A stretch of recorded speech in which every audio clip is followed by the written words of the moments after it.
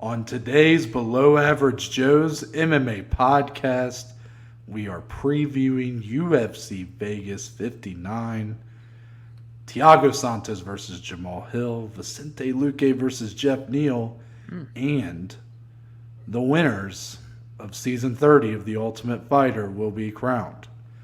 Also, our first two divisions in the PFL's playoff matchups are up in New York City. Also, we're recapping Dana White's Contender Series Week 2. Did Dana's message from Week 1 to be Joe Pyfer get through to the lads? Find out. And finally, on top of all of this, just a mass of fight announcements, including a big one in the UFC lightweight division. All this and more, and it all starts right now.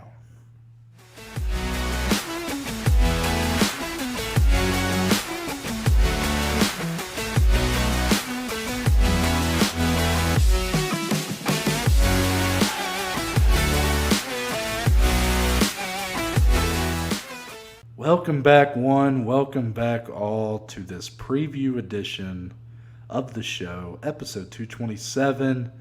We're here. It's Thursday. We're almost to the end of the work week. Dominic, how's your week going? I know I tend to ask you that a lot, but it's because I care. It's because I care about you. I care about how you're doing. And it's not just because you have an ass that don't quit. It's because your eyes, I get lost in them every time we do one of these shows. So please, tell the viewers all about your week. Yeah, it's been a good week. The heat is back. The heat is on. Isn't that an 80s song? It's back in full force heading in. Actually, it's now August, the first week of August. 1 week away from the 2-year anniversary of the start of the show, by the way. That's pretty crazy stuff. But yeah, it's been a good week thus far. It's going to be a good weekend. Finally, after over a month of sitting and waiting, I will actually graduate this coming weekend, so it will actually feel real because it still has not set in that I haven't been doing schoolwork for the past month and a half. So that'll be fun, heading up to our beloved BGSU, the Falcons, get in one last graduation ceremony, and that's going to be it for me. I'm going to call it quits. I'm going to retire. No more school. No more school after 20 long years. So it's been a fun ride. One last little celebration with the family and friends this weekend and next weekend. So it's going to be a good one. Noah, how's your week been? How are you feeling heading in to this upcoming weekend? We got two MMA cards back for the first time in a few weeks. This is very true, and I will just say I'm very disappointed I don't get to call you Dr. Dom ever in my life. But well, maybe I should go back. I guess I do. I understand, though. I was not ready. The idea of going straight in to more school after graduating with the undergrad, I give you full credit for doing it. But for me, that was I barely got through the 4 year. I made a breather. It was like 6 years for me. I mean, you almost had a master's before I had a bachelor degree. It was a grind. But no, as far as my week, everything's good. It is the dog days of summer. It's hot. I'm wearing a long sleeve freaking shirt. I just put this on when I got inside. AC, I have it set at 69 degrees. Oh, nice. But also, it's just, you got to keep it cool in the place, right?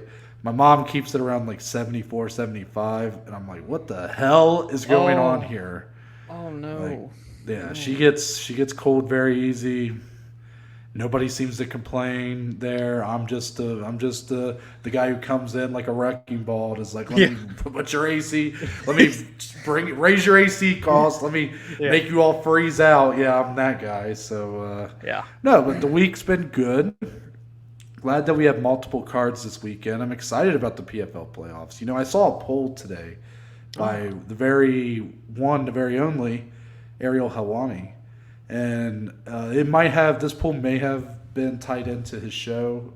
I have not watched all of today's MMA Hour. I tend not to watch all of it, but I like watching the stuff he does with kind of his crew. I love like GC, Mysterious Frank, and New York Rick. Those guys, they're very Their camaraderie is just great. Yes. Fighter interviews have just never been my favorite thing. It's just never really been something that's interested me that much. But not the point. So he had this poll on his Twitter, and he said, "Who, in your opinion, is the second biggest MMA promotion in the world right now?" And the three options, there was also an other, so fourth, was Bellator, PFL, and one. Mm-hmm. And Bellator got 45% of the vote. I think one. Well, basically, I don't remember the exact scores. Bellator had a pretty heavy first place. PFL only got 9%. Disrespect. And I feel like not enough people are giving them credit because I think the PFL are making some pretty big moves. I find myself being more excited for their cards than a lot of the Bellator cards we get. I definitely agree. I will admit I'm underestimating one just because I know how massive they are globally. Yeah. But in America, I think this Amazon deal is probably going to do a lot for them. Mm-hmm. So maybe they're really the second biggest. But as far as in America, I feel like PFL is making a strong push right now. I'm just saying. Oh, yeah. Absolutely. Yeah, but we'll be talking about PFL in just a bit. But first, Dominic, we're going to get into UFC Vegas 59. Yes. And I want to remind everyone that we have a special offer. We now have PointsBet Sportsbook as the official betting partner of the Below Average Joe's MMA podcast. Yes. We're not just having a little partnership here. We're not just shaking hands and kissing No. babies. We have a special offer for you if you're listening or watching the show, and you can even share this with your friends and family if you would like. Yeah, please anyone do. Anyone interested in points or sports betting. Yes. It doesn't have to be MMA. Look, I'm wearing a Bengals shirt right now. NFL season's right around the corner. Yes. That's obviously going to be a huge time for these sports books. So as far as what PointsBet can offer, and also they are all odds that you're going to see for the UFC today on our ticker. Those are all the odds from PointsBet Sportsbook. But as far as what they can offer for you guys, on your initial deposit, if you sign up today or any time in the foreseeable future as a new user, on your initial deposit, PointsBet is going to 100% match up to $2,000. Oh. So right off the bat, you're starting doubling your money up to $2,000. I can't think of a better way to get started on a new platform. So I think it's a great deal, and it also, I'm going to tell you how you can get it because I'm just gushing about it. You're beating around the bush. Yeah, everybody's like, how do I get this? Okay, you're telling me, but that's so there's two ways. One, there's a link. If you look in the description, if you're watching on YouTube or Spotify, there's a link in there. If you go there, the code will already be in there. Yep. So you can just sign up, put your deposit in, you'll get the match, all that. Second, if you would just like to download the PointsBet Sportsbook app, that's fine. When you go and sign up, make sure you put in code MMA Joes. Yes. At sign up, MMA Joes, and then you will be able to get that offer. Again, we're very thankful, grateful to you guys as well as PointsBet Sportsbook for giving us this opportunity, and obviously you guys for putting us in a position to kind of get this opportunity. Mm-hmm. But Dominic, UFC Vegas 59. Let's get into it. Headlined by Thiago Santos versus Jamahal Hill. So Jamahal Hill making his second main event showing of the year following that wonderful first-round knockout of Johnny Walker. One of the weirdest knockouts you'll ever see.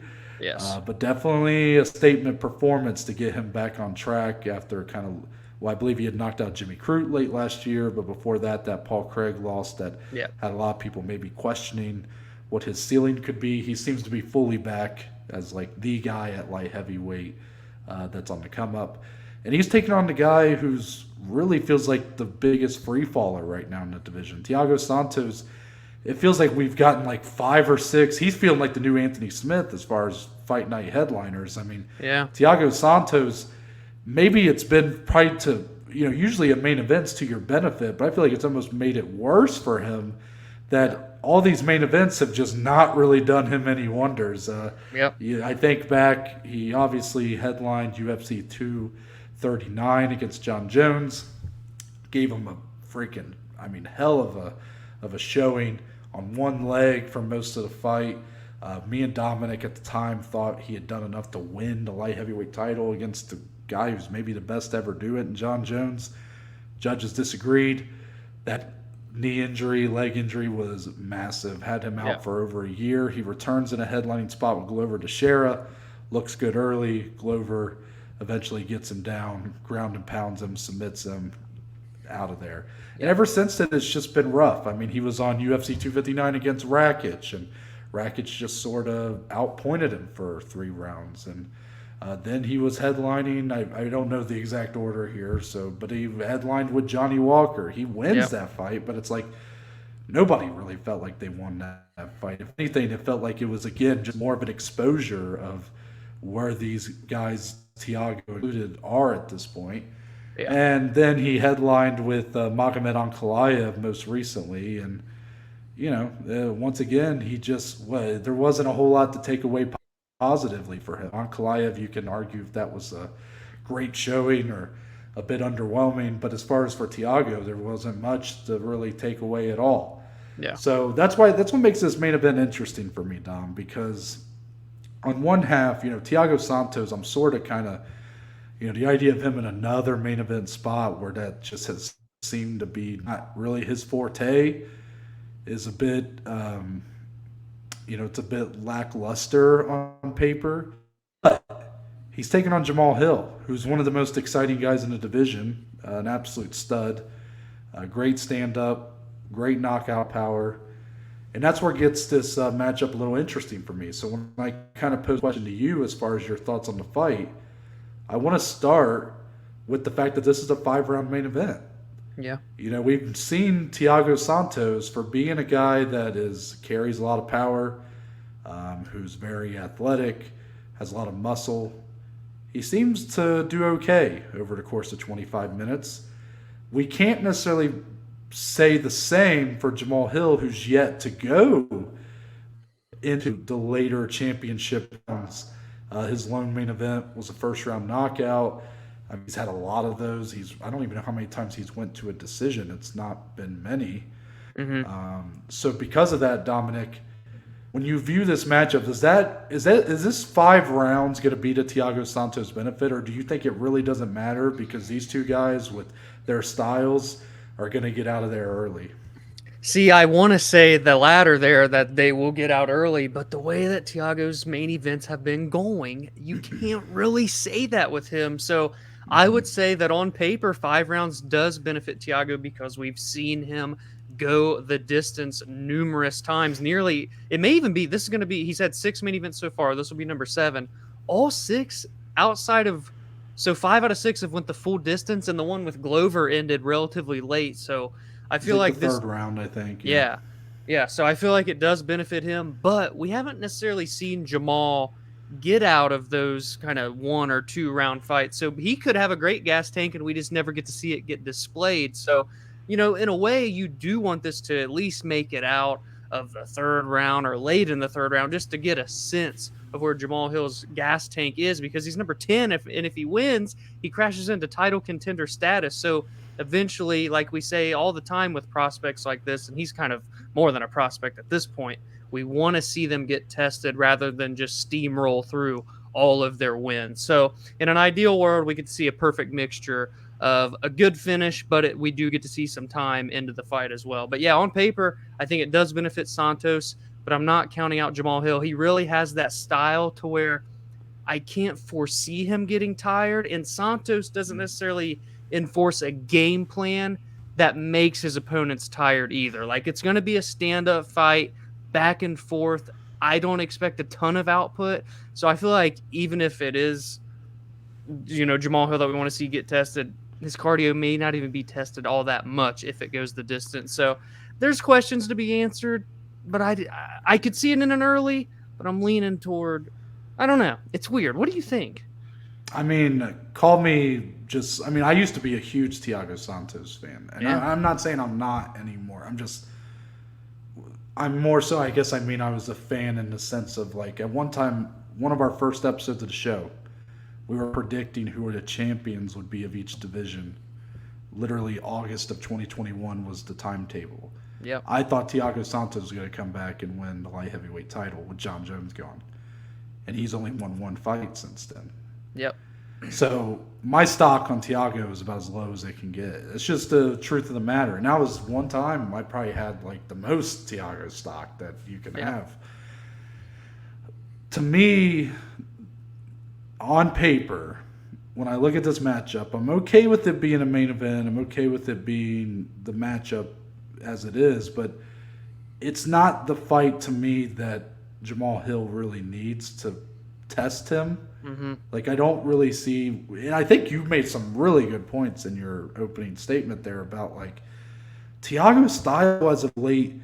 It seems to be almost self-reservation. Like he seems to be preserving himself and keeping himself out of harm's way most of the time. Yeah. But he's not actually putting any sort of pressure on his opponent. He's not really forcing them into any sort of awkward scrambles or exchanges. He's, I mean, he's kind of just there. I mean, it's hard to explain. Like, I know when you get into the unknowns, and that's not exactly our forte. We're two guys that have never trained. I know there's more going on than that. So I don't mean to like disrespect him by saying that.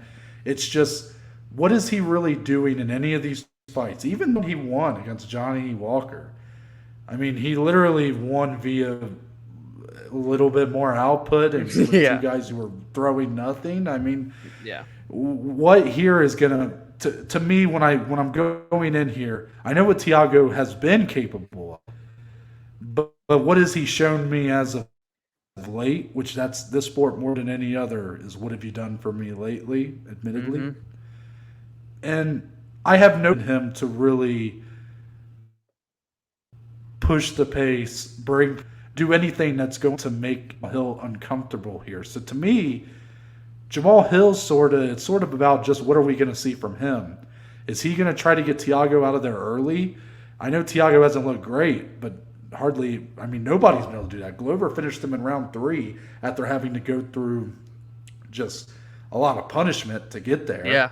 And then you got guys like Rakic, Ankalaev, Johnny Walker, obviously, who have failed to get him out of there. It's gone the full distance. Even John Jones not able to get him out of there on one leg. So he's a very durable guy. So for Jamahal Hill, it is going to be interesting to see how he looks in rounds 4 and 5.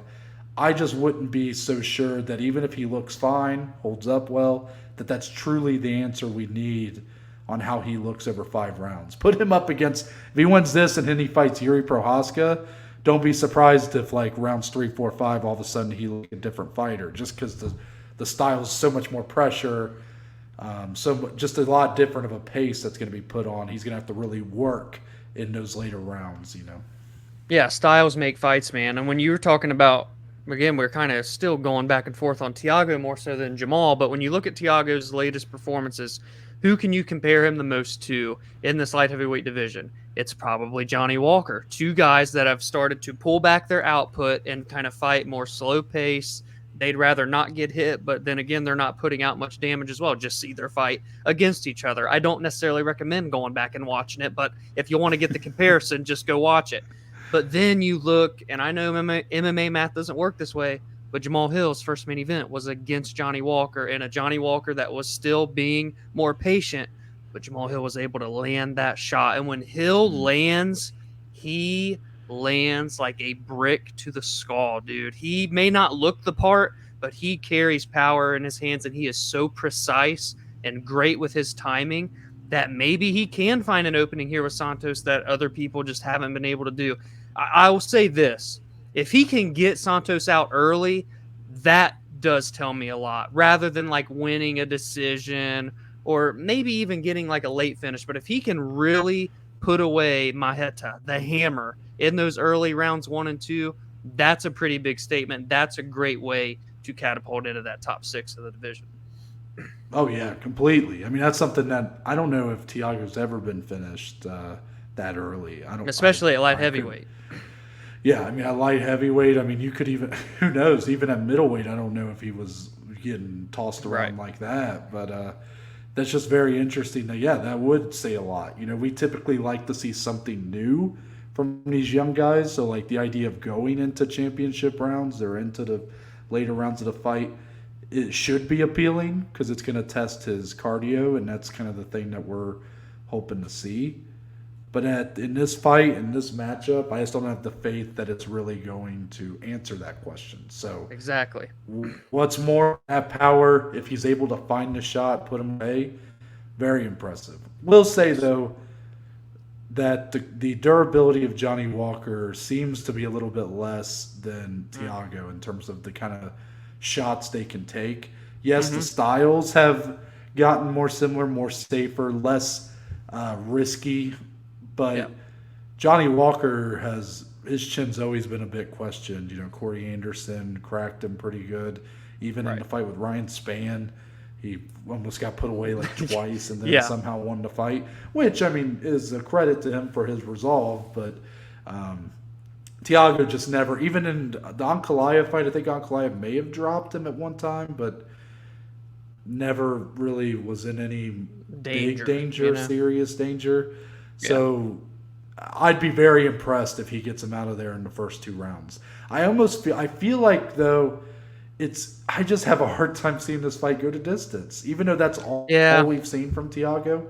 Jamahal Hill, I feel like he's going to find the shot at some point. I just don't know if it's going to be early. Like, I kind of feel like it might not be till later in the fight. Yeah. But it's hard to predict just because the styles don't really gel here. It's it's kind of like putting a square piece in a circle hole. You know, you're like, it doesn't really fit. Yeah, I very much agree. And more on this card to come, Dom. But we actually got to talk about what's happening the day before on Friday. The PFL playoffs begin at the Hulu Theater in New York City. So this will be our only playoff card that'll be in the States. The rest of them, of course, will be in Europe as they make that push. PFL Europe starting next year. It's another reason why the PFL, I think, getting a little disrespected for that number 2 promotion in the world.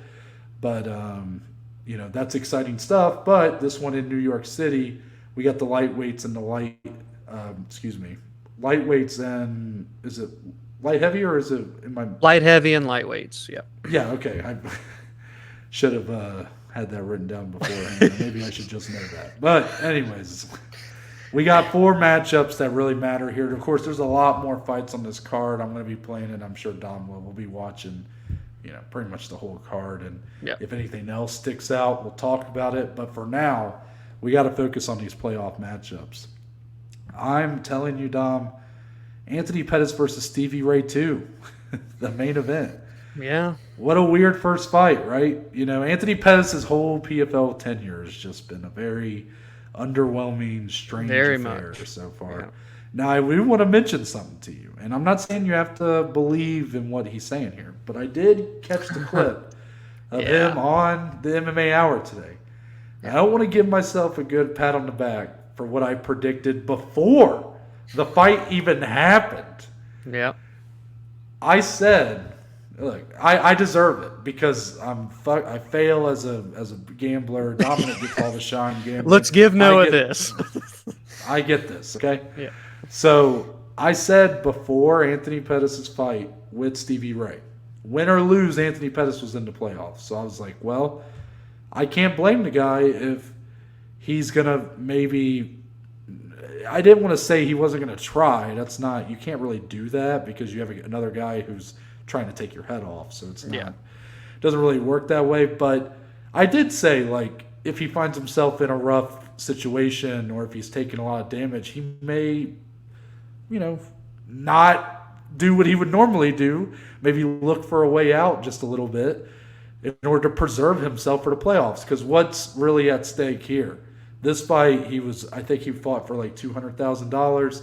What's he fighting for in terms of the whole season? It's $1 million. So it's hard to blame a guy when you already have that playoff spot locked that you don't want to potentially risk that. And then I know there's going to be some people that will comment or say online, oh, where's the warrior spirit and all this stuff? And it's like, guys, it's a sport. These are professionals. Like, they have to think about these kind of things. It's prize fighting, So then the submission occurs, like a body triangle. We thought there might have been a rib injury with Anthony Pettis, I think, sort of similar to his fight with Dustin Poirier, if memory serves correctly. Yeah. Stevie Ray gets the win, kind of unexpected, but then when Anthony Pettis' run's been the way it has in the PFL, it's like, well, maybe we should have saw it coming. But then Anthony Pettis goes on the MMA Hour and says he could have fought out of the body triangle, but he thought about the PFL playoffs, about that $1 million cash prize. So he tapped. Yeah. What do you think, Dom? Do you think I was on to something there? Or do you think maybe Anthony's is he making excuses? I definitely don't think it's excuses. I think in a season format, which again we don't see anywhere else besides a Grand Prix here or there with Bellator, these guys do have more to play for. I mean, these guys are having to fight 4 times in one calendar year to win that $1 million if you want to go all the way. So I get it if that was the case. Maybe he got in that position and he's like, I'll say when he got in that position, could he have really gotten out of it? Or did he realize, well, maybe I'm not going to get out of it and then tap? So it still kind of works toward what he was saying, but just not both parts of what he's saying. You know what I mean? Like Stevie Ray had him in a legitimate hard spot there, if you ask me. But at the end of the day, all that's out the window because they get to fight each other just a month later. So it kind of just works out. Like, ball don't lie, like they say in basketball. So let's see what happens here when they run it back. Because Pettis looked good in that first round. Stevie Ray looked good in the second round. So clearly a 1-1 type fight. And like you've kind of pointed out, we've talked about the career that Pettis has had in the PFL thus far. 1-3 now, 1-1 this season. Stevie Ray, a guy that was in the UFC for years, went 7-4. He's 1-1 this year in the PFL. Super seasoned and veteran, both of these guys. I think it is a super fun scrap. This time there are no excuses because if you don't win, you're gone, and so is that $1 million. So really it adds so much more pressure, so much more validity should Pettis, win and right the ship, or should Stevie Ray beat him twice in a row. Because you got to feel like Stevie Ray heard those comments today, and he's like, "Come on, man. Are you right?" He was on the same episode. He was on came today, in like right after. Okay. Yeah, they had they did like a special. All their guests today were like in person. So like PFL's, I guess the PFL's president, I think is his title. He was there in person. That makes sense. I'm gonna go back and watch these. I probably should have watched them before, but you guys don't understand. Like, my internet connection at work I have none. There's zero. T-Mobile took over Sprint, and all of a sudden I am in dead zone. So it's making it hard to catch up on all the content I need to before this show. But just know, they were both in studio today. So okay. Well, now I'm really curious. Yeah. I am too. I will admit, when he said that on the show today, like when I made that call back in the preview for that episode, or the preview for that fight, I should say, by the time the recap came around, I had kind of accepted that wasn't what happened. Like, well, I remember watch the fight. Like he looks like he's in visible pain.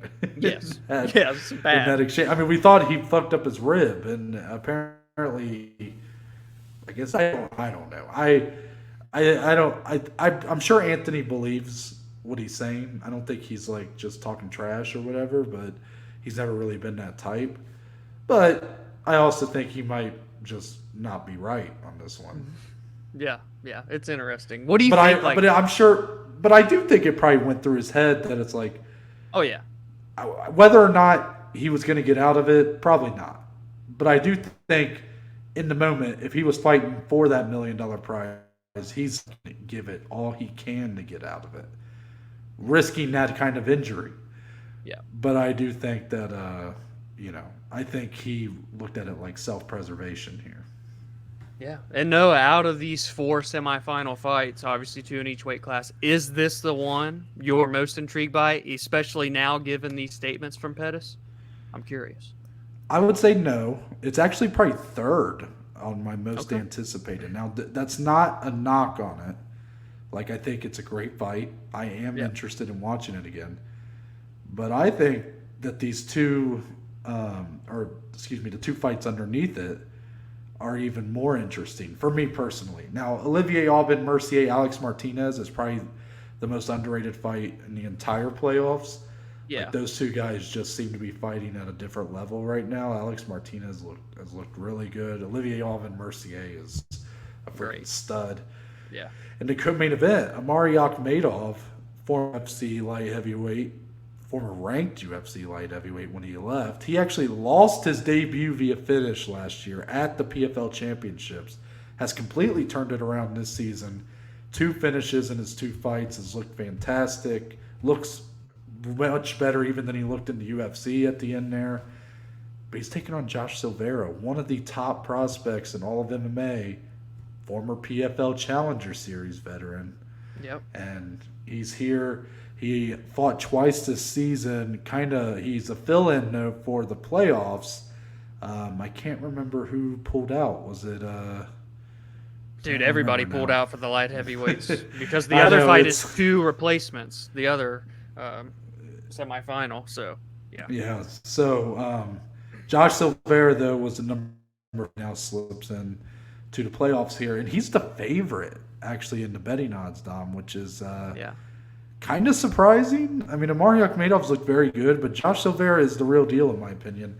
I'll be very curious to see how Silveira looks now that he's really getting tested here against a guy with like 3 times the amount of fights that he has. And to me, those are the 2 most intriguing matchups.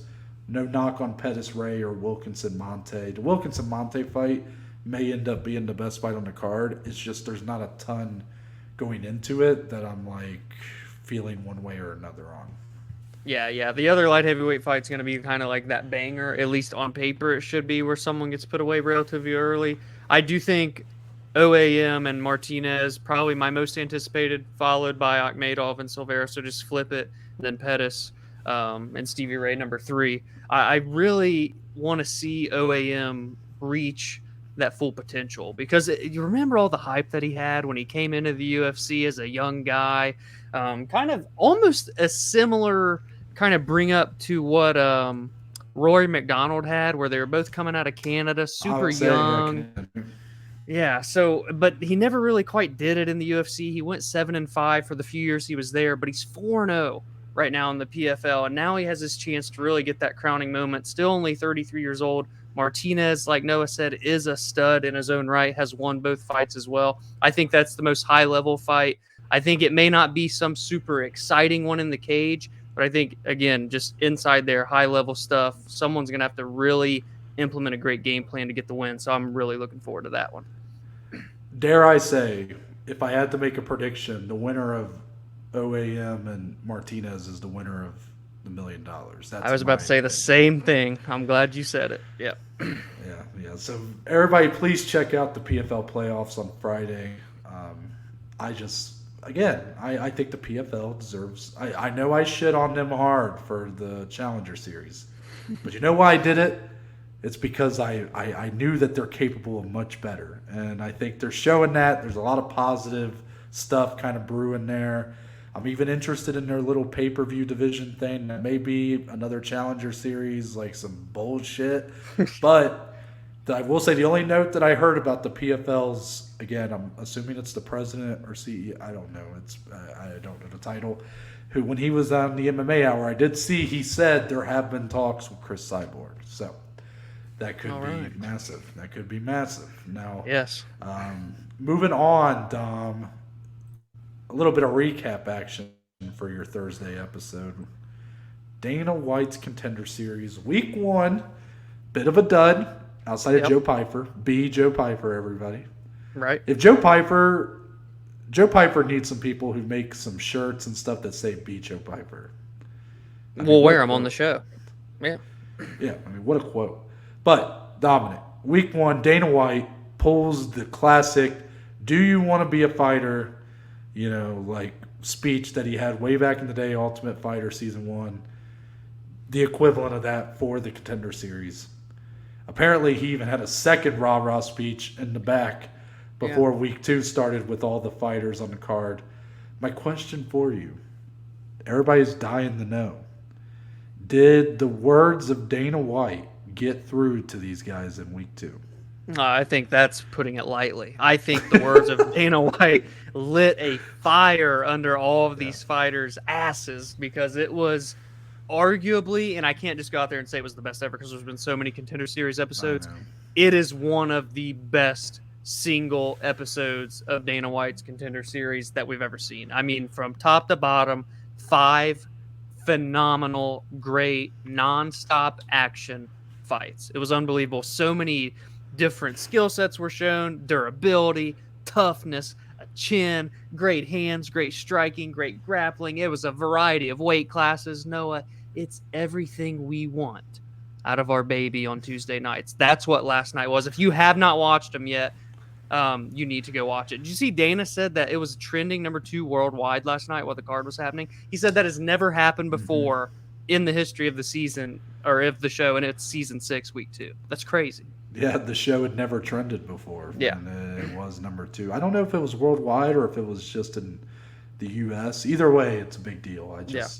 For clarity, I don't remember. But that's awesome. And full credit. I mean, it felt like the best Contender Series card we ever got, but that's total recency bias. Yeah. And that really undersells how good this show has really been consistently as far as the fights. And even, look, I know that some of the guys that get these contracts, there's a bit of a, like I got a bit of a stigma on these debutantes from the Contender Series because they're only winning at about a 50% clip, even a little less sometimes. But make no mistake about it, I mean, this show has been a great sort of upgrade from what, the Ultimate Fighter used to bring, that kind of excitement and interest in these unknown guys, and they really give them a platform to share their stories, go in there and prove that they're worth the contract, and they already come in kind of on another playing field. It's like Joe Piper, when he makes his debut, which I believe is in October. He already signed on for that. Yeah. People are going to recognize, like, he's going to be a recognizable guy when, before last week, nobody even remembered that he was the guy that nastily broke his arm on last season. Like, the show does a lot for people. 100%. And week 2 was incredible. It was just an awesome card from top to bottom. Not a single fight that you can skip on this one. 4 finishes and 5 fights, and the fight that went to distance was awesome as well. I mean, Francis Marshall in that winning decision, by the end of it, just looked like he was just feeling himself so well. And you got to give credit to Connor Matthews for taking that punishment. I mean, Dana even said he went to the commission and Herb and said, hey, we might want to stop this. When has Dana ever said that? I know. And really, I mean, the fights. I want to give a shout out to Waldo Cortez Acosta. Did you hear? Former baseball player, played for the Cincinnati Reds, our hometown team. Yep. And he got kicked off for fighting a teammate. Yes. So I'm totally rooting for him now. Absolutely, yes. Former Cincinnati Red. Like, I'm going to get a jersey with Cortez Acosta on it. I mean, his first round TKO, he looks very good. I will admit he looks a little green, but at heavyweight, it's kind of on a scale, right? Like, it's for heavyweight, I totally could see him coming in here and competing with a lot of these guys who, are somewhat unremarkable, I guess is the word.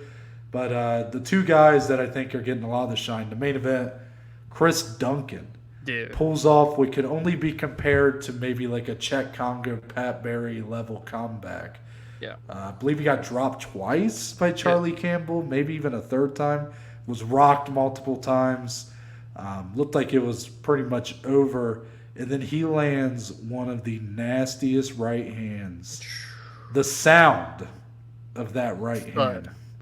I mean, the gif I used of Donald Trump, I thought that was just the perfect way to put it in the group chat. Just a little inside joke. But that's how I reacted, was like it startled me. And then he follows it up with another one that literally puts him out. Incredible comeback. Give him all the contracts. Look, I know Chris Duncan got knocked out by Slavic Claus last season. He almost gets knocked out here. I'm not sure if I have much hope for him to make a big splash in the UFC, but damn it, look at that entertainment. I mean, that's what Dana White's been talking about, like that kind of shit. Like, even if you get fucking rocked, beat down, whatever, if you can come back, I mean, it's just amazing. And I will say, I agree with Dana. The guy that has shown the most potential on this episode, if I had to choose, Vinicius Salvador. Dude. I know Dana just called him Salvador. This guy in the flyweight division, we love the flyweight division.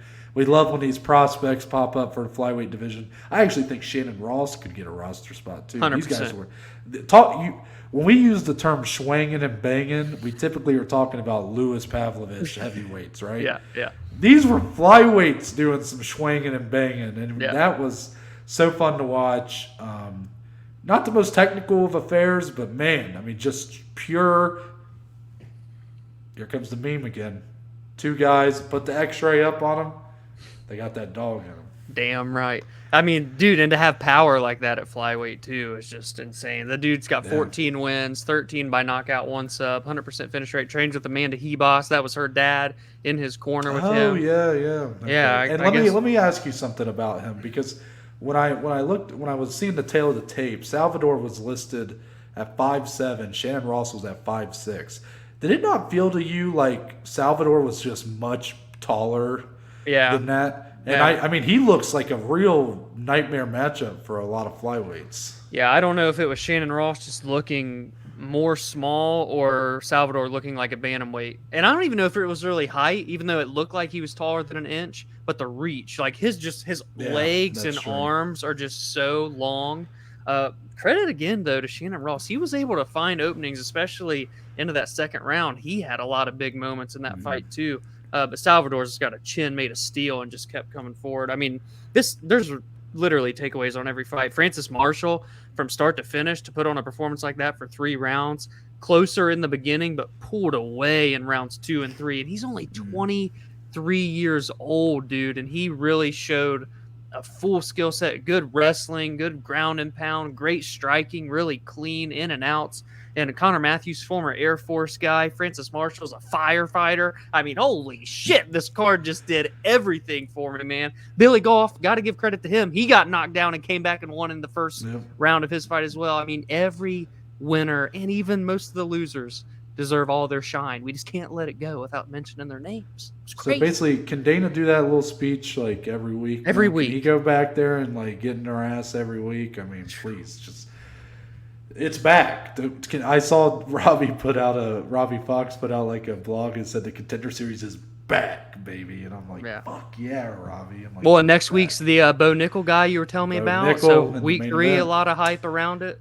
Very interested, and I've been seeing a lot of people online talking about some other guys on that card. So I think next week's going to be a big, just showcase. Hopefully, I'm going to have to eventually crack down and get a Contender Series shirt. I mean, I can't be the Contender Series guy and not own a Contender Series shirt. And I think there's a summer sale going on right now. I might go buy it after the show. Anyway, it doesn't matter. Week 2 was amazing. Yeah. See, that just shows how we felt about it. Dominic's ready to buy the shirt, damn it. Yes. Moving on to some fight announcements, and these are all just hot off the presses. I mean, most of these coming literally in the last few hours as we're recording Wednesday evening. Let's start with Bellator 286.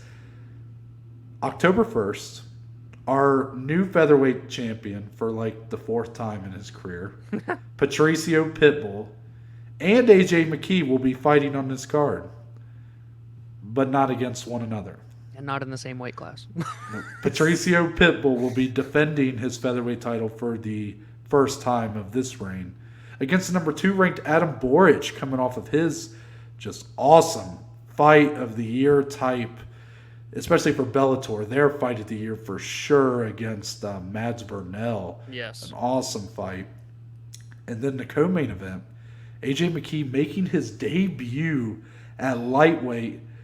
And he's going up against Spike Carlysle. I mean, what is going on here, Dom? Never in my life did I think that fight announcement was going to be made. I never thought Spike Carlysle and AJ McKee would be matched up one another. What do you think of these two matchups? I know you're just itching to give some love to Spike here. Oh, I got to insert some sort of Spike Dudley meme from WWE in this episode. I don't know what it's going to be, but it's going to be right here.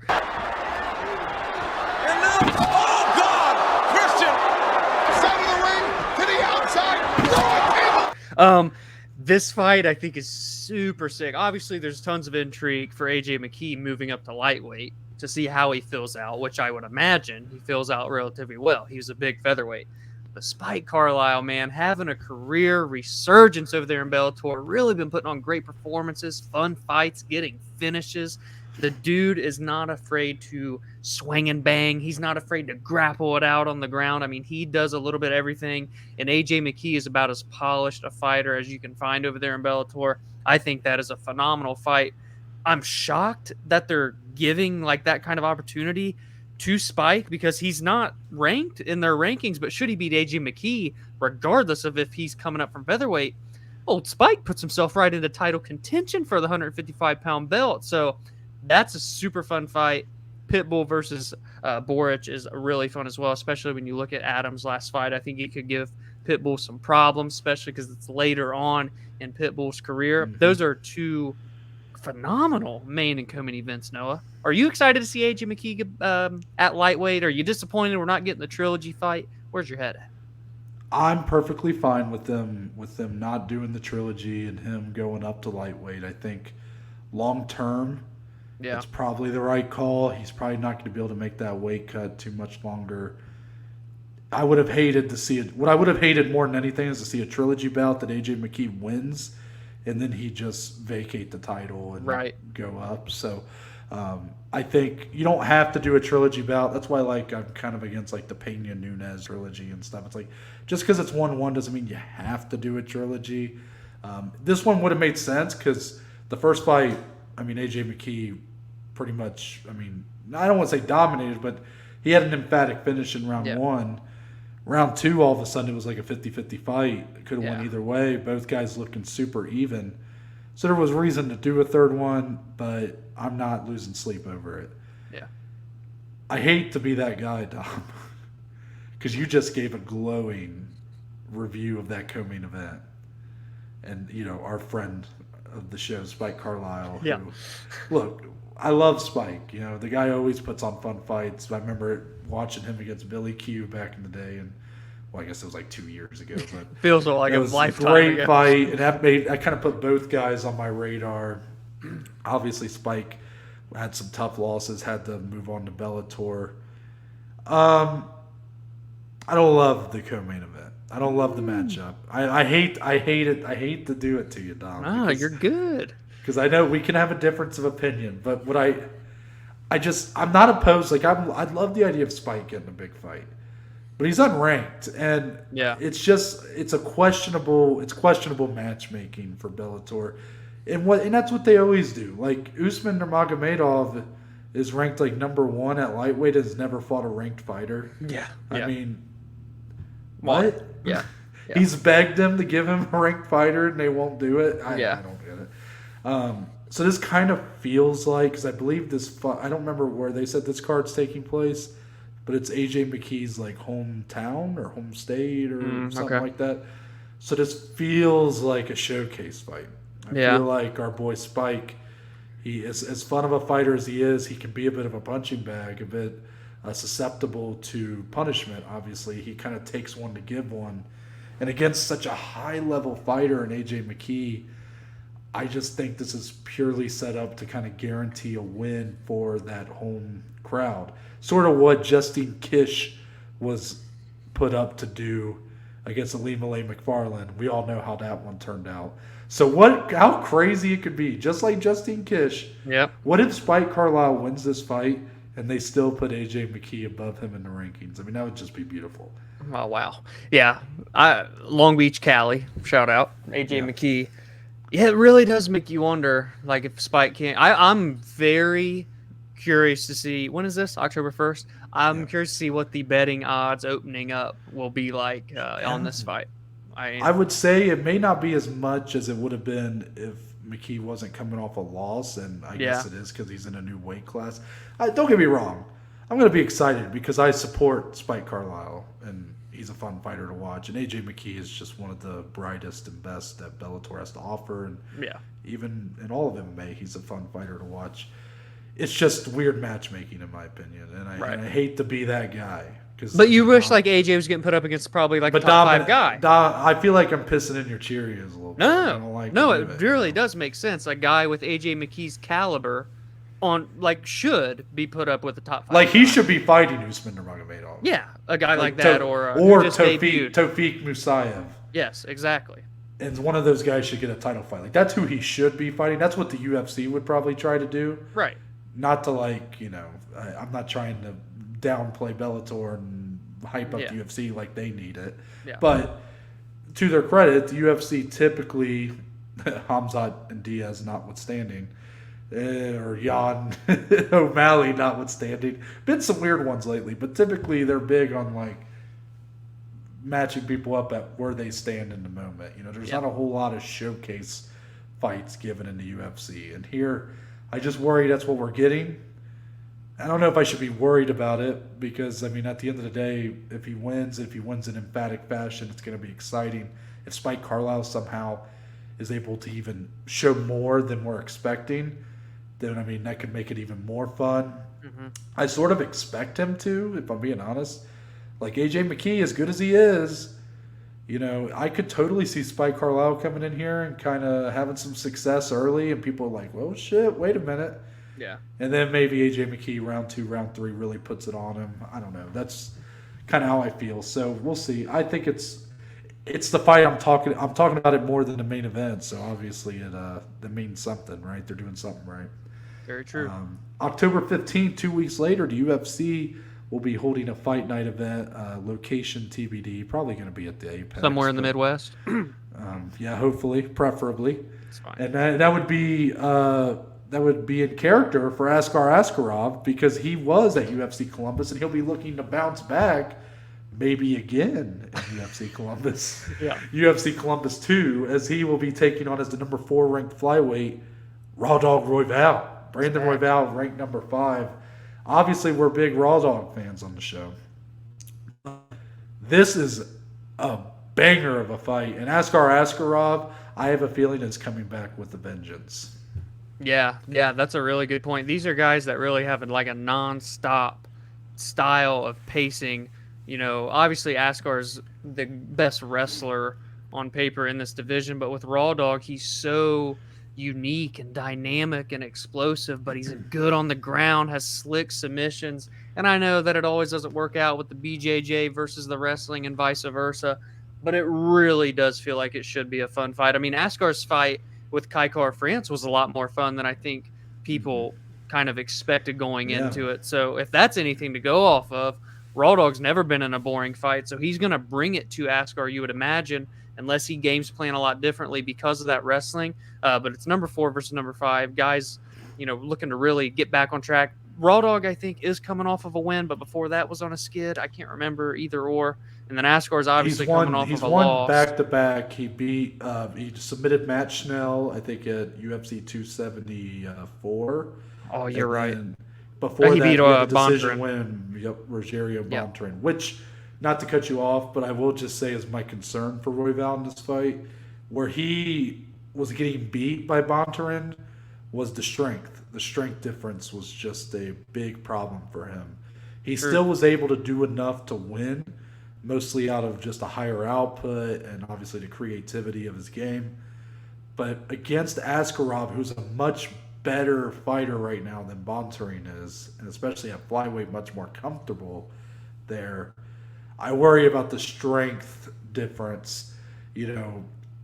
Royval, very good submissions, like you said, very good off his back. But if he has a guy like Askarov holding him down, I don't know if he'll be able to find those openings or be able to scramble or roll his way out due to the strength difference.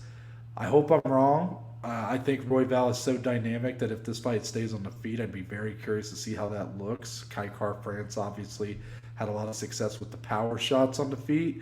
I wonder how Royval, more of his slick sort of finesse style, would do. I hope for a fun fight. Should be a fun fight. We'll just have to see. Because Askarov, you just never know. That style, it's punishing, it's exhausting. Not always the most fun to watch, though. It's just the way it goes sometimes. Yep.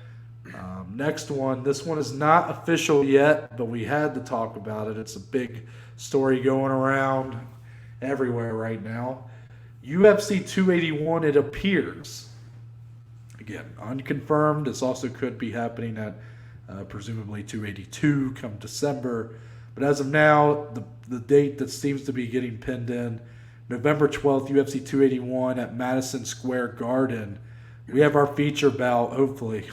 Hopefully they put 2 title fights on top of this. But a massive fight added to this card in the lightweight division. Dustin Poirier, we're still waiting for him to come back from his title fight loss to Charles Oliveira. And he'll do it just under a year later against Michael Chandler. I mean, if we could, honestly, this might even be better than getting Poirier Diaz. I haven't decided yet. But the fact that we can't get that, this feels like a great consolation. What do you think, Dom? Yeah, 100%. When you look at the lay of the land, this is the fight to make with all the puzzle pieces and where they are, because we know that Nate is now matched up with Hamzat. Justin Gaethje's out with the nose surgery and injury. Chandler's available. Dustin's available. They had that little scuffle at International Fight Week. It all just kind of makes sense.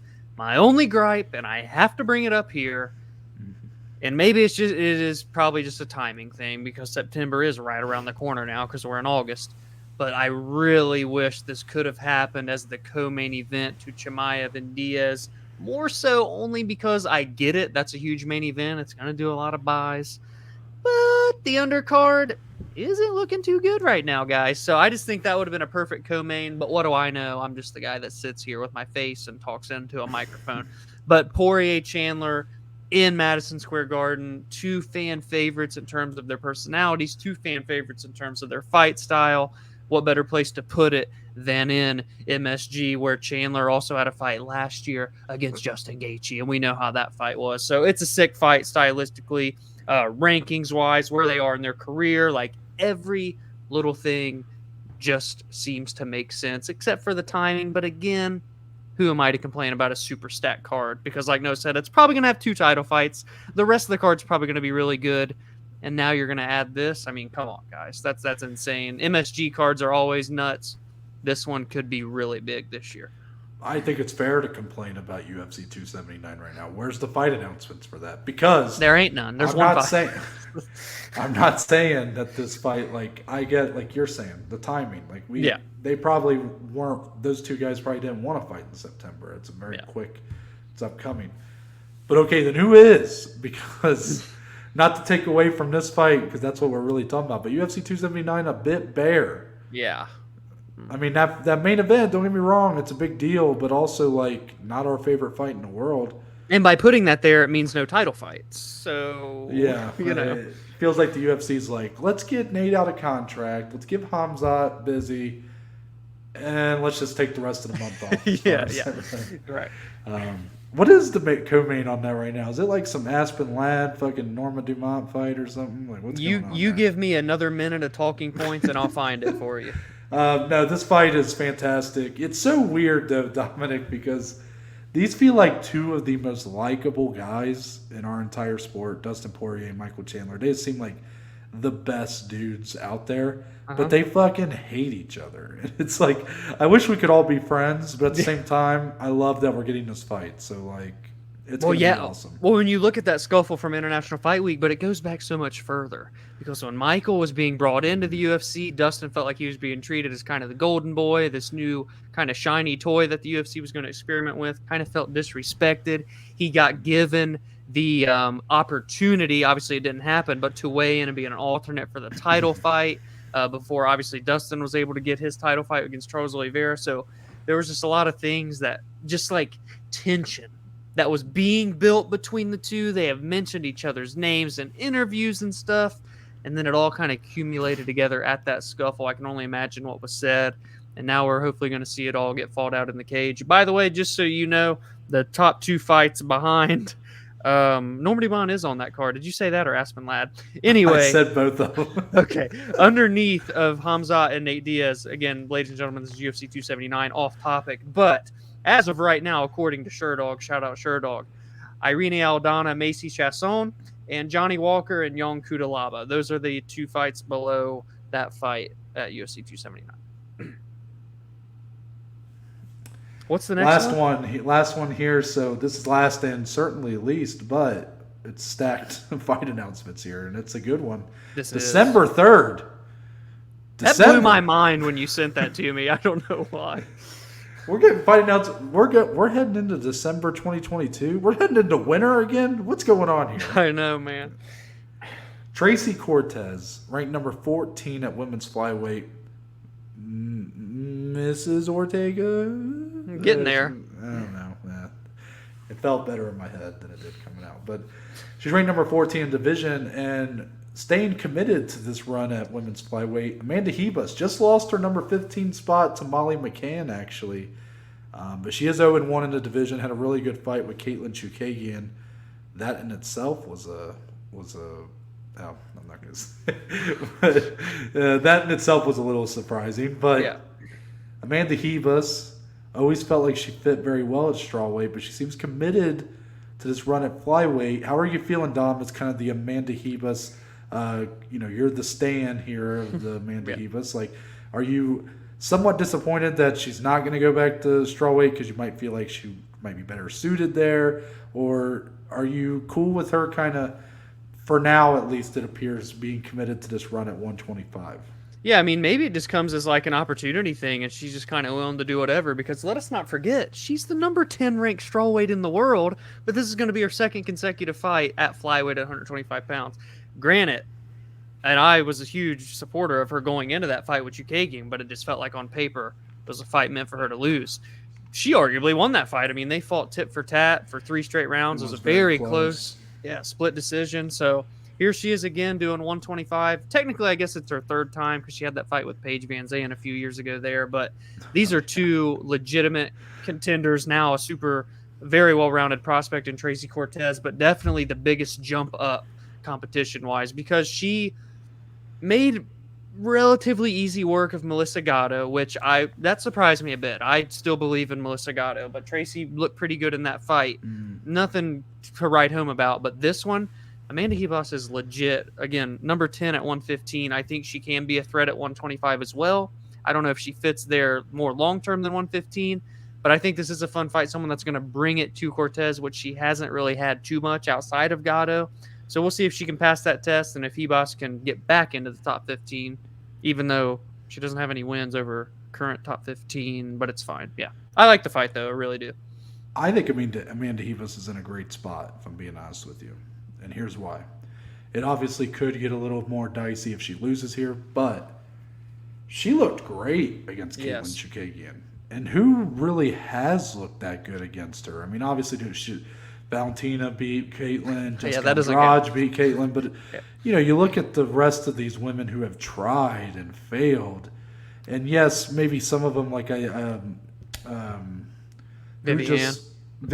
thank you, Araujo, I thought won that fight with Chookagian, but it wasn't a fight that was very good. So it was like kind of wishy-washy. That fight, Ribas brought that fight to Chookagian, sort of forced her into a firefight. It was awesome. Yeah. I think I had bet on Chookagian by decision, so I definitely had some betting bias, so I'm not even going to tell you. Like, obviously I scored it for Chookagian. I mean, I can't help myself. Right. But Amanda Ribas comes over unranked, was only ranked number 10 at strawweight, immediately takes on the number 1 contender, loses but looks very good, and now she's getting number 14 because she is unranked in the division. I think this is a great setup for her to potentially do some damage here. Maybe because Cortez could be a slight favorite, and I think Amanda Ribas has shown that. I mean, she's kind of potentially a top 5 in this division just simply off the fact that she gave Chookagian such a tough fight. Yeah, it remains to be seen. I worry she could be I don't think she won't be undersized against Tracy. Tracy Cortez isn't a big flyweight. But I do worry about her longevity in terms of, however long Valentina stays around, Chookagian, obviously. I just worry about the size difference of some of these bigger 125ers because Amanda never felt like a massive 115. Yeah. But I like this matchup for her especially. And for Tracy, you got to stay active. That's been kind of her issue for a while. I don't know if she had injuries or whatnot that had piled up, but she's back now. She's looking good. She's obviously kind of got a fan favorite, a lot of fans behind her. Mm-hmm. Now it's just time for her to kind of put it all together and see if she can really be that, the future of the division. Because we've talked a lot about the future of this division, Dom. Yep. Tracy Cortez ain't typically who we're talking about. So Yeah. but I think both these ladies could be the future of the division. I think it'll be a great fight. That's why I kept it on here, because even though it's last and least, but I think it's certainly could in the future not feel like, the black sheep of this group of fight announcements. Absolutely. Let's get on into the rest, and all these come from UFC Vegas 59 at the Apex, of course, in Las Vegas, Nevada. I kind of forgot to mention that earlier. Co-main event, Vicente Luque is back, coming off of his disappointing showing in his first main event against Belal Muhammad. He's taking a step back. He's fighting Jeff Neal. Jeff Neal in an interesting spot in his career, coming off a win against Santiago Ponzinibbio at UFC 269 back in December of 2021. But before that, Dom had back-to-back losses that really didn't inspire a lot of confidence. Stephen Thompson, who kind of just put on a clinic against him. And then after that, Neil Magny in what was a pretty disappointing showing for Neil. Jeff Neal, that is. Yeah. Tell me, it just feels like Jeff Neal's momentum has just never been able to get back to where it was ever since he had that very serious... was it a case of COVID or what was it? He nearly died. Something happened with when we started the podcast, he was like on his deathbed at one point. Yeah, some sort of I don't even know if it was like a bacteria infection and what all kind of happened. He was really down for the count for a while. And it is so unfortunate because he looked great when he won on the Contender Series. He's a Contender Series OG from back in 2017, one of the first ones. Looked great. I mean, he has a 6-2 record in the UFC, but those biggest fights, the Neil Magny, the Stephen Wonderboy Thompson, he did get outclassed for the most part and didn't show too much. So, yeah, he's coming off of a win against Ponzinibbio. Very close fight, though. It was a split decision. And Vicente Luque, when I was taking notes, I looked at his record. 14-4, by the way, in the UFC for Luque. Jeff Neal's 14-4 overall. So experience, obviously, in Luque's favor, as we would expect. And he's the younger guy, which is crazy. Luque will lose. He'll win 4 or 5 in a row, lose, then tally off another 3, 4, 5 in a row. So he's coming off of a loss. Are we going to see Luque get back in charge and get back to a potential title shot? We shall see. I don't know. Coming into this, I just feel like on paper, it feels like a fight Luque wins because wherever this fight goes, I have to give the slight edge to Luque. I mean, power. Obviously, Jeff Neal's super powerful. Maybe in terms of kicks, Jeff Neal has better head kicks and whatnot. But Luque's got good hands, legit power, great jiu-jitsu, great grappling. I mean, he really is a Swiss Army knife, and he's always just been underrated. And it sucks that he got that main event slot against Muhammad and kind of laid a dud. So it didn't really help him showcase all of those skills that hardcore fans know that he has. This feels like a fight where he can let those showcase a little bit more. So I think it's a tough fight for Jeff Neal, but the UFC has given him an opportunity to crack back in, even with kind of the skid that he's been on lately. So it's a huge fight for Neal to make a statement. Luque obviously has to win to just stay in the contender talk. So what are you kind of thinking in terms of this fight?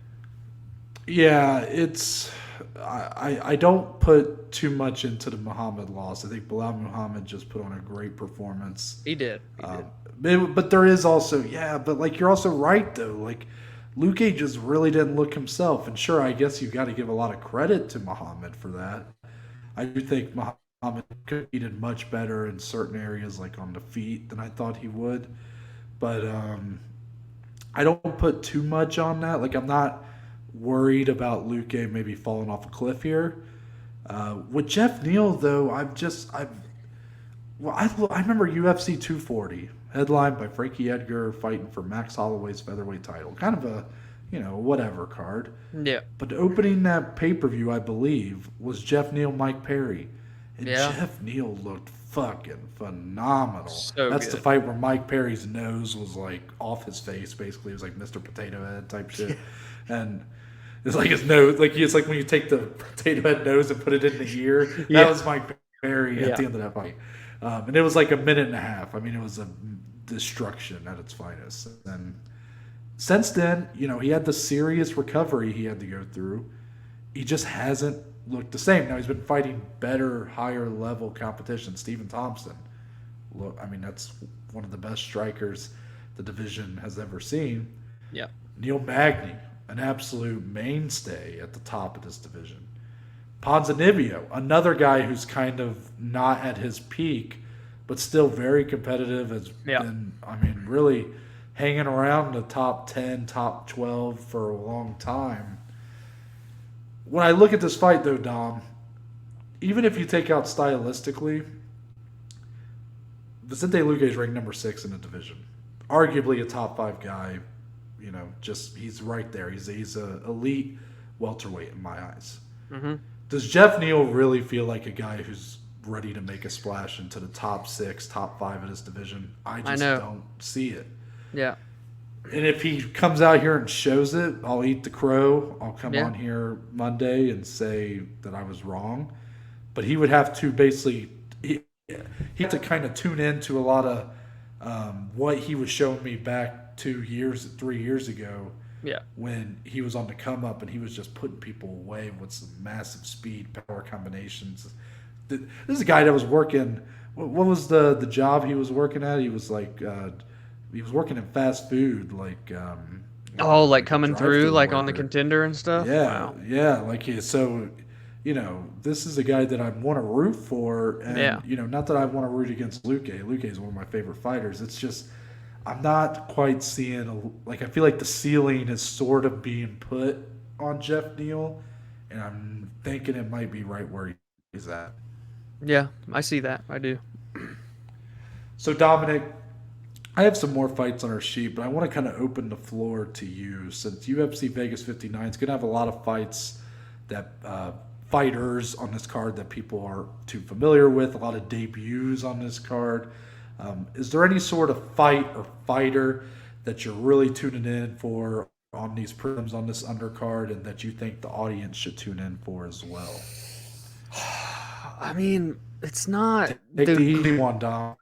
No, I'm not. It really is a card with some like diamonds in the rough, dare I say. I actually think that a potential fight of the night on this card is gonna be Ariane Lipski and Priscilla Cachoeira. I think that this fight could be super fun. And I know that you don't have the best relationship with Priscilla, so you don't even have to comment on this fight after the bet slip that you had with her. But she is someone, I mean, she's the zombie girl, right? That's what they call her for a reason. And she's always in fun fights, kind of a kill or be killed attitude. And much can be said for Ariane Lipski, kind of the same manner. Really good submissions. Remember that knee bar from a couple years ago? Yeah. That may have even been in 2020, our debut year of the podcast. Yes, it was. It was. Yeah. So she's always in fun fights. She's still getting better. Like, I believe that her ceiling is higher. I mean, she's 5 years younger as well, only 28 years old. But I actually really think Lipski could be like a fringe, like top 15, top 10 in that weight class if she can put everything together. But this fight is gonna be fun. It really is gonna be fun. You don't come into many fight nights with a potential target as, you know, this women's fight is gonna outdo some of these, you know, big fights, or even like, you know, a Terrence McKinney should be a fun fight that we're gonna talk about in a second. But I really think this has potential, especially if it goes the course of 3 rounds, to be up there, Noah, for the fight of the night discussion. And I even am gonna be kind of siding with someone come the average bet slip on Friday afternoon. Interesting. So I was actually being serious for you. I thought you, like, I was telling you to take Terrence McKinney because we also have the Ultimate Fighter stuff. So that's why I wasn't saying that to be sarcastic, like, oh, you're going to take the easy one. But it is kind of the obvious one, right? Terrence McKinney is on this card, taking on Eric Gonzalez. I will mention, though, it's interesting. You think Ariane Lipski could be that kind of top 15, top 10. I think that's interesting only because at one time I saw that for her, like after the knee bar, which was just vicious on Luena, Carolina. Yeah. But then she followed that up with eggs. I mean, Antonina Shevchenko out-grappled her and pummeled her via TKO. And then Montana De La Rosa did the same thing. 2 good opponents. You know, don't get me wrong, Montana De La Rosa we definitely think is very good. And Antonina Shevchenko, inconsistent, but still good fighter. Right. I just, to me, that really told me that Lipski's, you know, she's 4 in the UFC. Like, it kind of set that maybe I shouldn't put those kind of expectations on her. Right. But she is a much more technical fighter than Priscilla Cachoeira. To me, my only concern is that if Cachoeira is just as committed as she was against Ji Yeon Kim for kind of that showing off her zombie girl traits and being that kind of, missing on 75% of her shots, but, just going nuts and hitting those other 25%. I mean, Ariane Lipski, 2 losses via KO TKO, like I just mentioned, and Yep. Those were not best. So I do think it's a risky fight to put money on, but I understand if Ariane Lipski can stay composed, even get this fight to the ground, it's going to be a tough night for Priscilla Cachoeira. Yeah. I will mention Terrence McKinney, Eric Gonzalez. Terrence McKinney, a huge favorite, minus like 900. Yeah, that's insane, man. It's a bit insane. It's a bit inflated. Now, Eric Gonzalez has only fought one time in the UFC, and he got knocked out by Jim Miller. And Jim Miller is obviously terrific, not necessarily known for knocking guys out, although he has been doing that a lot, it seems, as of late. Damn right. So it's a really tough draw for Eric Gonzalez. I mean, you're making your debut against Jim Miller. You lose that via knockout. And then the UFC goes, how about Terrence McKinney, who nearly the only guy to ever drop Drew Dober, nearly put him out cold. Ended up losing that fight, actually. What a wild one-round fight that was. But I love that fight. But Terrence McKinney has been, this dude's a stud, has never went the distance in his entire career. Yeah. Before the Drew Dober loss, had a 7-second knockout of Matt Frivola in his debut. Gets a submission in the first round of Fares Ziam. Mm-hmm. I love Terrence McKinney.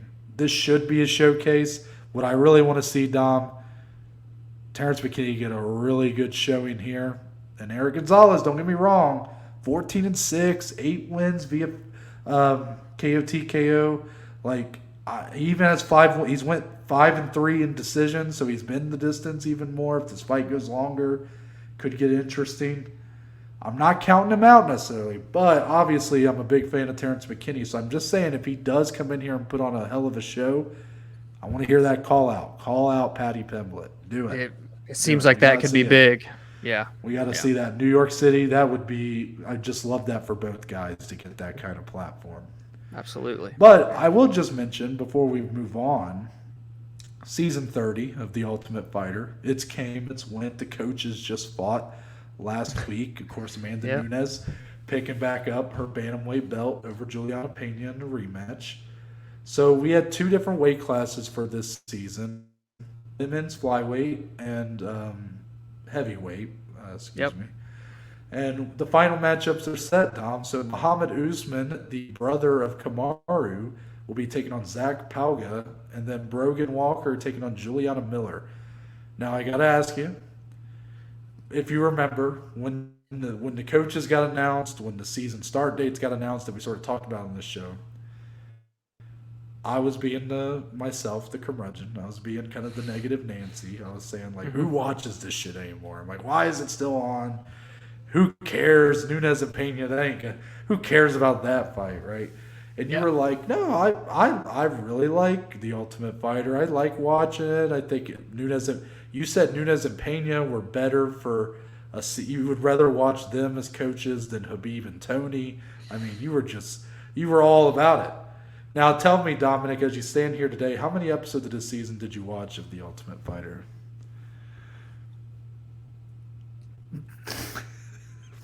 I forgot. We have audio listeners. I didn't watch an episode this year. So, how the turntables.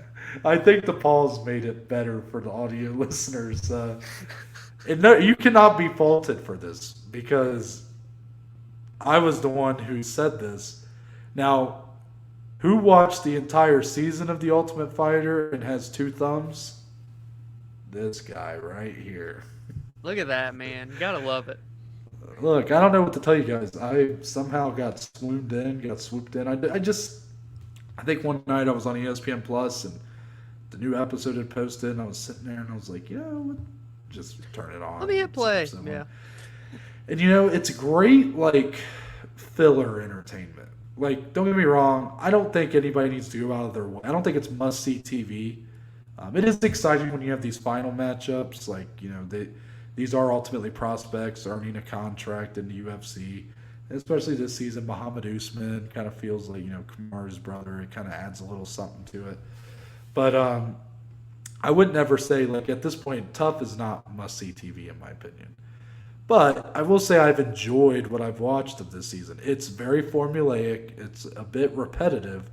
But if the fights deliver, then it's kind of worth it. And this season, there was some pretty good fights. And because of that, I didn't have a hard time watching it. I think I started watching it live around like week 4 or 5. So, I got caught up right away on the first couple weeks. And then the rest of the way, they posted them at midnight on Tuesdays. And I was watching them the next day. So it surprised myself. I even started going back and watching old seasons of The Ultimate Fighter just to kind of more familiarize myself. Again, I love being kind of a historian, Dominic. So in all aspects of MMA, I try to dig into the history as much as I can.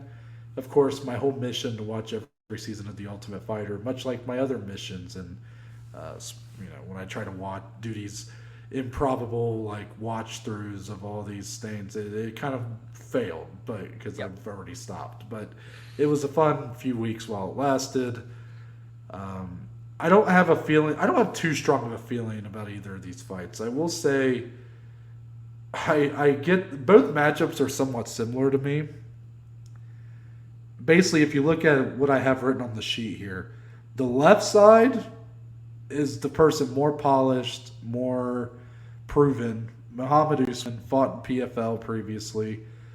Brogan Walker, 7-1 in her MMA career. And then first on the right, who is like a complete wild card. Zach Palga's looked good in this season, but he's 5-0, has fought almost entirely for LFA, I believe, and 4 in 5 fights. Like for heavyweight, that's kind of crazy. And then Juliana Miller is 2-1, and her 2 wins are via submission. She's looked good this season. I think she's super green, so I'm kind of siding with the probably going to be favorites. I'm assuming Usman and Walker are the favorites. I'm sure I would see it if I had not just missed it, but I'm leaning that way pretty strongly on both fights. But it just feels like the other side is like complete wild cards. So that's kind of all I have to say about the fights. I know you guys are probably like, ugh, who cares? But Dominic, I do just want to ask you, like, what is it? Do you still does it still mean something to win a season of The Ultimate Fighter? Yeah, real quick, I thought it was funny you said that about the 2 experienced fighters. Usman and Walker are both the underdogs going into the finale matchups, which I think is hilarious. But to be fair, that's Walker to my plus mystique as I am the worst sports bettor of all time. So I just thought that was funny and had to say it out there. But listen, I have loved The Ultimate Fighter. When you look at it, it's just nostalgic and how important season 1 was, and season by season, as with all reality TV, but especially in a formula like this, it gets repetitive. So I was excited going into the season, and look at me, I haven't watched an episode. I'm such an ugly, disgusting hypocrite, I know. Don't dislike the video, though. Boost the algorithm, give it a thumbs up. But it just doesn't, I don't know, like you, for example, one of last year's winners, Brian Battle, is on the prelims of this card. Damn it! You are taking a joke I was gonna throw in later. Can I tell you what I was gonna do? Can I tell you what I was gonna do? Just take the floor. Now it's kind of ruined. I thought to go on this spiel about how it does still mean something to win The Ultimate Fighter, and it's still important, and we should still kind of, treat these guys as like legit prospects when they win the show. And then I was going to be like, yes, and it's kind of funny how one of last season's winners is actually lower on the card than the 2 fights that are competing for this season. So and that's a good point. It would have been very funny, I promise. But it's okay. Go ahead. Sorry, I stole your thunder there, but no, it's all right. So like it's you get your trophy, you're the Ultimate Fighter, but at the end of the day, the Ultimate Fighter at one time was huge, but it walked. so that on Tuesday nights the Contender Series can run. I mean, You just that had to is bring up what Contender Series again. I had to do it. That is what it feels like to me modern day. A win on the Contender Series means a lot more than what it means to win the Ultimate Fighter. That's how I feel right now. And it's so lopsided because the Ultimate Fighter, you're competing for a whole season. You're locked in a house with Yeah. all these people. You're Yeah. fighting 3 times to win. Contender Series, you fight 1 time and you get a contract. So Yeah. I love when Dana's like, yeah, we're in the war room and we're deciding who are these guys going to go. Are they going to Contender Series or the Ultimate Fighter? And I'm like, do you go off if you don't like them or not? Do you go off if they fucked your girlfriend? Like, what makes you decide who goes on the Ultimate Fighter? Because Yeah. to me, that's like getting the short end of the stick. Like, I just imagine being a fighter and you get a call from the UFC and they're like, hey, we want to bring you in as like a prospect. And you're like, oh, sweet. And they're like, yes, we want you to go to the Ultimate Fighter. And they're like, whoa, wait a minute. Do you have any openings on that Tuesday show? They're like, Right. oh, we actually have our season booked already, but we think you'd be a great fit this season. We're going to have Tony Ferguson, and Habib is going to lose a few more pounds, and he's going to be the coach as well. And Dominic's going to be really excited about it. Right. And this guy's like, oh, actually, I think I'll can you just call me when the next season of I'll go to Ultimate Cage Series Fury is open? and yeah. Yeah. So I think it's watchable entertainment. I think it's good enough. You know, I don't see it. It's just another thing in this freaking UFC machine. It's so massive at this point that like, I get it. I get why, and I totally see that Dana's still invested and committed to it. He's probably the only one. I mean, Yeah. he feels like the only guy, and I know he's the promoter. I know he's the guy that should be hyping this stuff up.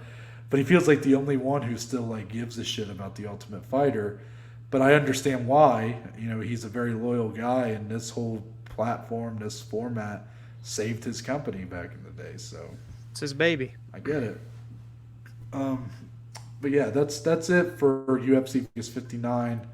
I will just say Sam Alvey also making perhaps his final appearance in the UFC against Mikhail Oliachik, and I believe Sam Alvey looking to snap an 8-fight Winless streak.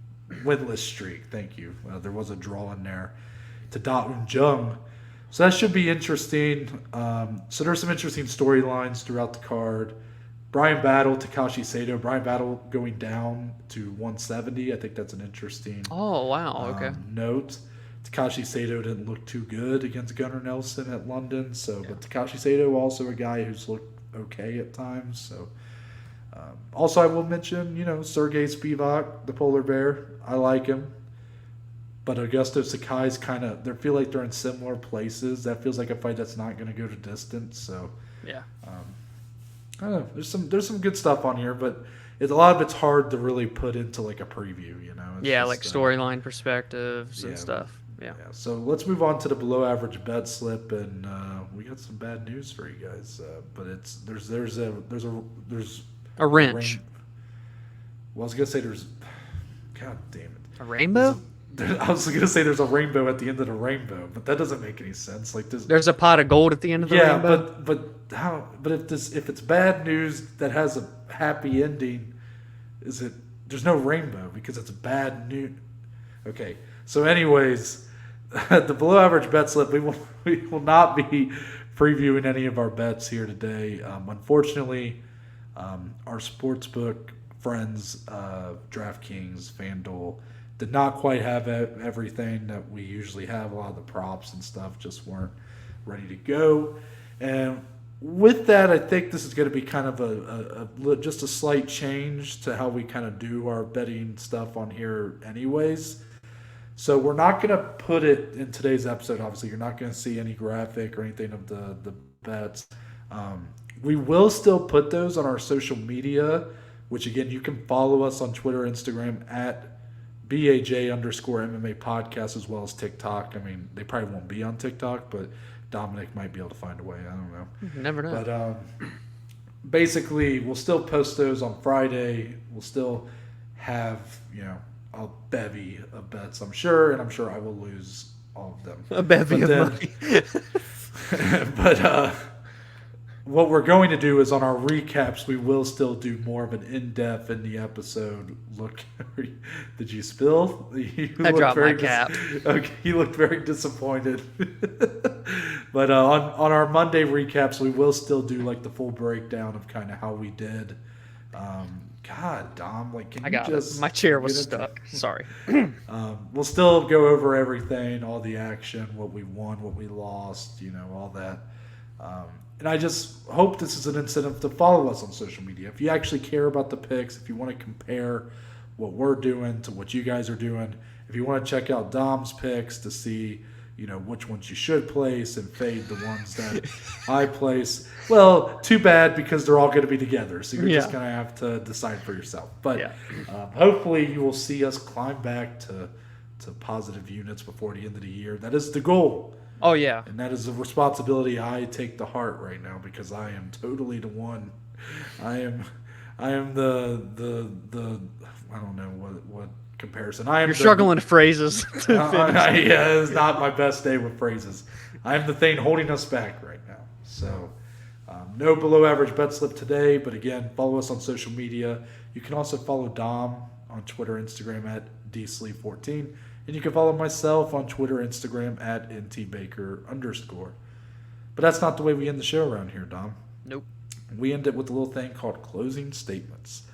It's the part of the show where me and Dom can get anything and everything off our chest, MMA included, but not exclusive. So, Dominic, what do you have for closing statements on this Thursday edition? What's been going on? Have I had any burning questions? I've had this thought in my head for a while. It comes and goes. I hit my mic. I'm a mess to finish this episode. I've always had this thought where I wanted to tweet out or Instagram story just some random ass question, just anything and everything. And I wish I had one to bring to you all right now. So I'm kind of building up nothing. I know I suck at these, but just be prepared. And rather than doing that on Twitter or on Instagram, maybe for closing statements every now and again, because we do 2 episodes a week, maybe one of the two, I'll come with a random ass question and ask at the end of the episode. Are you telling me your closing statement is a preview for future closing statements? That's fucking marketing right there. All this and more. And yes. Yeah. Next week. Let's see. See, that's weird because I don't know if I have anything today. And sometimes you just don't have it. Yeah, we're really just failing you guys here at the end. No bet slip, no clues. I got to think of something. Okay, what's going on? Closing statements. I should probably prepare this stuff kind of before. I kind of like that it's on the fly. Oh, I got it. Okay. So I am officially, as long as nothing changes, I will be officially coming home for Dominic's graduation party. So I'm very excited about that. I can't wait to get a picture together. Yep, we're going to get to watch UFC San Diego. Oh, so, yeah. That's going to be a great day. I am very excited to be back for it. Now, I'm curious, Dominic, have the food plans been made yet? What's going to be catered? It's a little bit TBD, but I can tell you that it looks like it's going to be a little bit of barbecue action, a little bit of pulled pork, a little bit of the mac and cheese, a little bit of the green beans. Wait a minute. So you're telling me that we're getting homemade food from Big Dave himself? The pork for sure. Sides may or may not be catered. We do not know yet because they've been calling us back. That's the problem. But the pork made by, well, not yours truly. I was going to say yours truly. I wish I had the skills my dad did on the grill. It's probably coming from Big Dave. So that is something to look forward to. Have you, since you've been kind of home this summer, when you've not been working and when obviously Dave's not been working, because my stepdad and Big Dave have the same profession and we know what a fucking grind that is.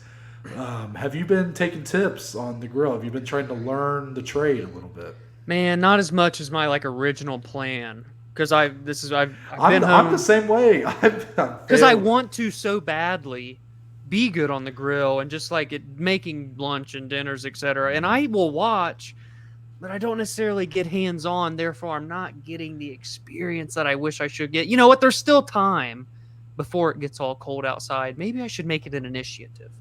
I'm done with school. I get a little bit more free time. I go out there and watch Big Dave do what he does on the griddle. That's what I need to do. I will end today's closing statements with a embarrassing fact about myself that involves cooking and my lack of skill cooking. Dominic may know this one. I'm not sure. Now I'm curious.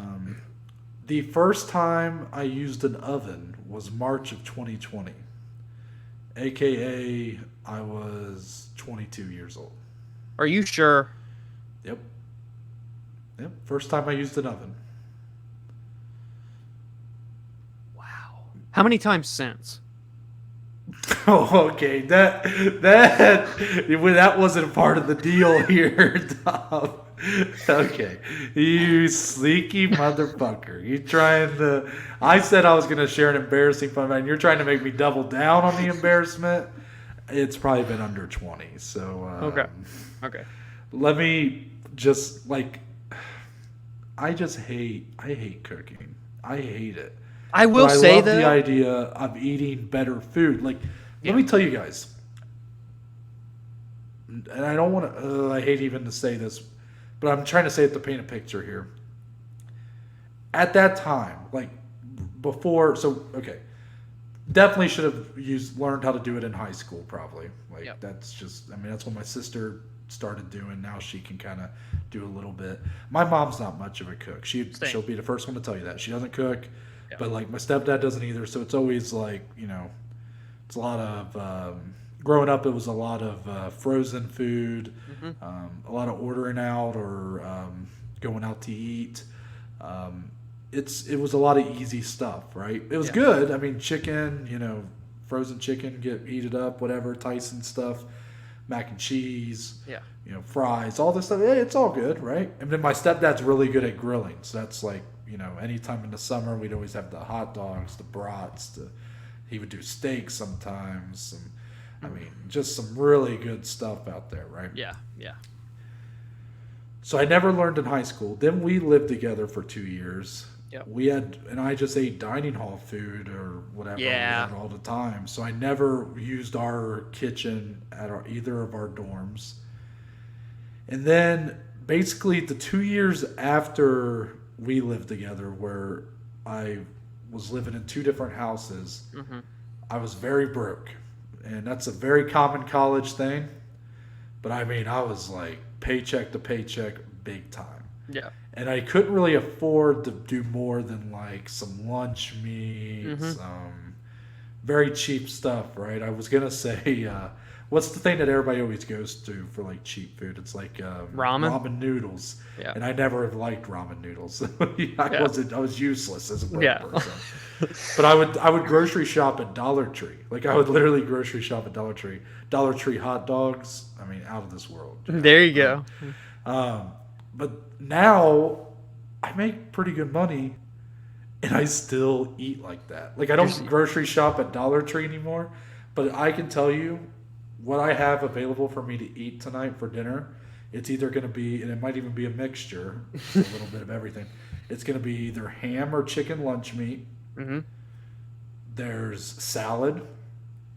There's hot dogs. And then I do have some like frozen like lean cuisine meals and stuff. Yeah. But I've had those in there for so long. Like I never want to eat them for some reason. And then I have a bunch of assorted fruit. So I have like pineapple, I have strawberries, I have watermelon and grapes. I love pineapple.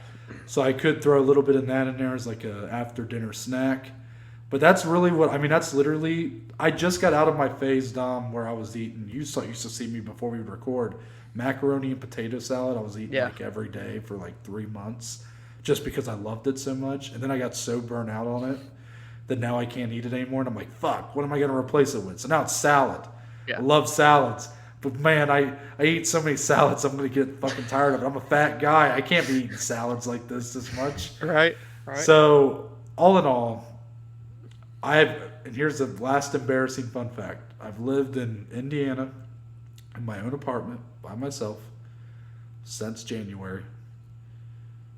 I've not used my oven once. Listen. Actually, I just moved the rest of my stuff out of BG last weekend. Yeah. The cooking supplies you gave me were in BG until last week. I couldn't cook if I wanted to. Listen, for tonight for dinner, when we get off this recording, within the next literally 10 minutes probably, we're both going to go eat dinner. Do one of your frozen meals for dinner tonight. I can't make that guarantee. I was already excited about a salad and maybe a couple hot dogs. I don't know. Okay. But maybe tomorrow. Maybe tomorrow. I'll get back to you on that. I'll update everybody on Monday. Okay, sounds good. Well, that's it. I'm Noah Baker. That's Dominic Salee. We're the Below Average Joes, and we'll see you guys on Monday.